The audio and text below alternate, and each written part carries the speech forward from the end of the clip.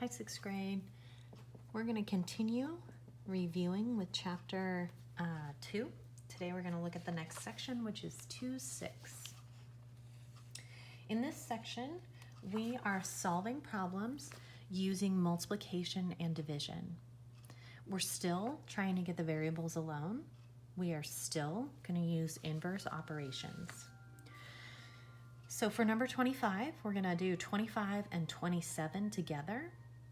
So 25 is 15t equals 600. There's no math sign between 15 and t, so that means multiply. So this is 15 times t. In order to undo it, we're going to have to divide by 15, right? 15 divided by 15 is 1, which means we just have a t on the left. On the right, we have to divide by 15, which we have to show the work. So I need to take 600 off to the right and divide it by 15. I need to think of some numbers that might get me there. Maybe I say 3. So I'm going to show work for 15 times 3. 5 times 3 is 15. Carry the 1. 45. That's not enough. 15 times 4. 5 times 4 is 20. I carry the 2. 4 times 1 is 4, plus 2 is 60. So I ended up getting 60 even when I multiplied by 4. 4 times 15 is 60. Nothing left over. I have one more 0 that will not go into anything, so I bring it straight up. So t is equal to 40. If you don't have the work, you're not going to receive any credit for the homework.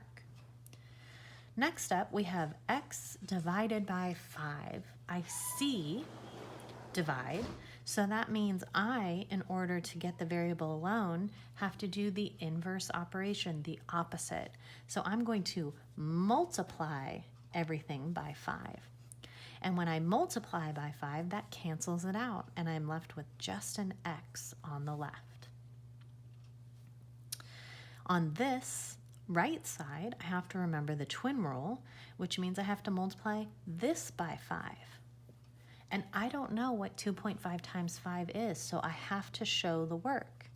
2.5 has 2 numbers, and 5 only has 1 number, so I'm going to put the 2.5 on the top, and the 5, the one with 1 number, on the bottom.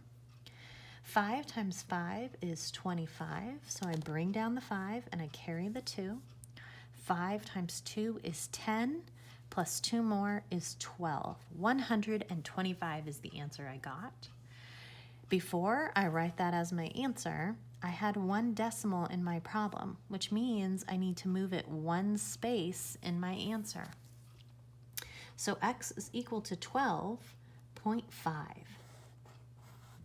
You have a few more problems in this section that will be done just like this. You will either be dividing to solve for the variable or multiplying to solve for the variable. Again, like I said, if there's no work, you won't receive any credit.